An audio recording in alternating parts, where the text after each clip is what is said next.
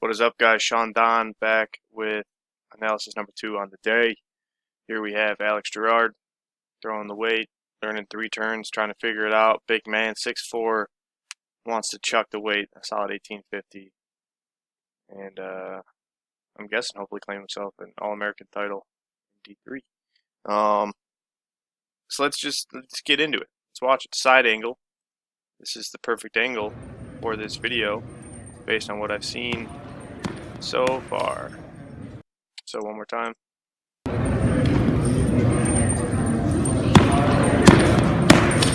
So biggest thing, Alex, is you're tall. You're 6'4", you got long arms, and I'm guessing you're strong. Hopefully you're strong. So the biggest thing you need to fix in your throw is the orbit, the steepness of the angle of the orbit specifically. So as you can see here, your hands are nice and up. The orbit of the ball is pretty flat, but then as you enter, where does the weight go? Down. Okay, and like even here, this is fine. This could just be you relaxing and letting the weight take its natural orbit, and that's totally fine. I'm cool with it. I think you're fine here. As you can see, ball is about shoulder level as it hits 90. Head's leading a little bit there. As you can see, that head's just turning around the corner a little bit. But this is where things start to go awry. And as you can see, your body weight, you can see you're holding your position here, and then you eventually see everything kind of shift backwards dramatically. So there's no direction in the throw. That's what I would call it. But the biggest thing is this position right here. As you can see, you're very high. You're just barely on that toe. The ball's above your head, when I think at this point the ball should still be at about chest level, if you will. So once again, the combination of the ball being too high, the steepness of the orbit, in combination with the lack of direction, once again, you're kind of getting pulled back around. Those two things combined are the main cause of your problems, as you can see. So perfect evidence of you getting pulled backwards and not having any direction in the throw is where this right foot lands in the first turn. You over-rotate. Ideally, you want to step at least in line with what would be this white line. So you want to... let's go back to the start. Let's just try to fix it from the start. So you're leaning back into the throw, as you see here. What you want to do is continue to lean back.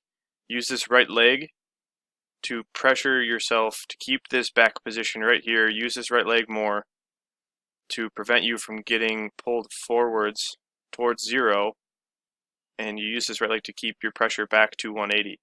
This helps send the ball more in the direction of the sector, which gives you more direction, pulse, if you will. That's what I call it. I like to feel the ball pulse towards the sector. If I feel that in all 4 turns, it's usually going to be a pretty good throw. So use your right leg more in the entry to help keep this back position and feel the energy towards 180. And then additionally, don't let your hands rise up. Don't lift your hands up. It looks like you shrug your shoulders a little bit. As you can see, they're up by your ears now, when before they were down at a comfortable level. So don't shrug your shoulders up. Just relax your arms, relax your shoulders, and feel the ball go forwards towards 180, being 6 o'clock if this is 12 o'clock over here. 180 is to the camera view right. Hopefully you know that by now if you've watched my videos, when you said you have. So thank you for watching that. And but anyways, like I said, if you stay down into your legs a little bit more, feel the ball pulse more towards the sector, and keep the orbit a little bit flatter, the rest of the throw will get much easier. So like I said, those two things are kind of the main cause of all your problems in the throw. Like I said, you over-rotate here, so you catch a little bit late, and then the ball drops super a lot. That's terrible verbiage, but the ball drops a good bit. As you can see, it's down by your knees now. And honestly, I don't want the ball to get that low in my throw until like the very final turn, when you will come to see. So try to keep this angle in mind. This is like if this is 0, this is like a solid almost 45-degree angle, 40-degree angle from your shoulder axis, if you will. I don't know, geometry, it's been a while. And then, so the ball shoots up over your head again. You shrug your shoulders up as you try to drop down, and the ball gets even higher. Now your hands are above your head. The ball's well above your head. Once again, this might not be a position I want to hit until maybe going into that final turn. But this is your first turn. And then so once again, going back, what goes up here must come down. So you come down, you really got to fight out of it. Ball drops on you really hard, and then once again, what goes down must come up. So then you stand up with the ball. Ball rises up even more, and you're still, once again, very high in this position. You could be about 6, 8, 10 inches lower down into your legs. And once again, keep the orbit of the ball a little bit flat. Feel the ball go out and forward to 180 rather than up and around. And then, so what goes up must come down again. You over rotate again just a little bit. Ball's going to get even steeper. So what was a 40, 45 degree angle is now like a 45 to 50 degree angle. You're really starting to lose your direction, because once the ball starts pulling on you like this, you need to lean back even harder to prevent yourself from getting pulled forward. And you just barely, it looks like you're just barely getting through it. Once again, there's kind of no lean backwards. There's no direction backwards to 180 because the ball is so steep. Once again, you can see your hands are down by your thighs, and then same thing, you drive the ball up again, and it gets even higher this time. So overall, once again, what goes up must come down. This is kind of the same pattern here. Once again, over rotate a little bit, ball gets steep, and then you got to pull that left side to get it out. So the biggest thing you need to do to fix your throw is to keep the orbit flat through 1 and 2.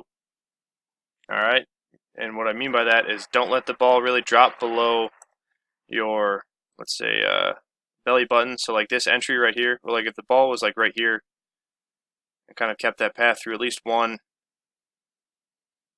Yeah, so like try to keep your hands up by your chest, but don't shrug your hands upwards as the ball goes towards the sector.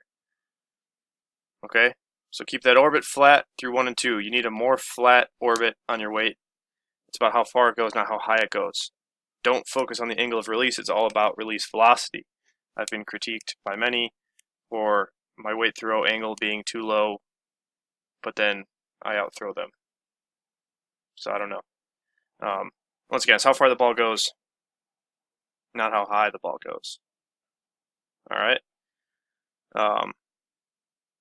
And then, yeah. So outside of that flatter orbit, that'll help with direction, which is, like I said, your biggest thing. Those two things in combination would fix a lot of stuff in your throw. That just comes from using the right leg and not letting your back give to the ball in this entry. Like I said, as you come through here, you lean back, and you need to keep leaning back. And then as you leave single support, you need to have enough energy in the ball going towards the sector to prevent you from getting pulled backwards like this. All right, so what happens in that first turn is kind of what happens in the second turn, which is what kind of happens in the third turn. All right, so flatter orbit, more pulse, feel the ball go forwards, step forwards towards the ball. When you feel the ball stretch down this, what would be the right sector, when you feel the ball stretch down there, drive your right hip to it, step forwards, put your right foot down. All right, step forwards. Lots of different cues you can use here. I just threw like 10 different ones at you. Hopefully they all make sense. But yeah, like I said, flatter orbit and more direction in your throw would. You could throw 18 meters, I don't know, probably next week, 2 weeks once you figure this out. And then who knows, even farther with a couple more months of practice once you really get it down and find that rhythm. So yeah, let me know if you have any questions, man. I'm here to help. If anybody else out there would like a technical analysis, go to SeanDonnelly.biz and sign up now. $15. That's it. So thank you guys for watching. Sean Don, peace and out.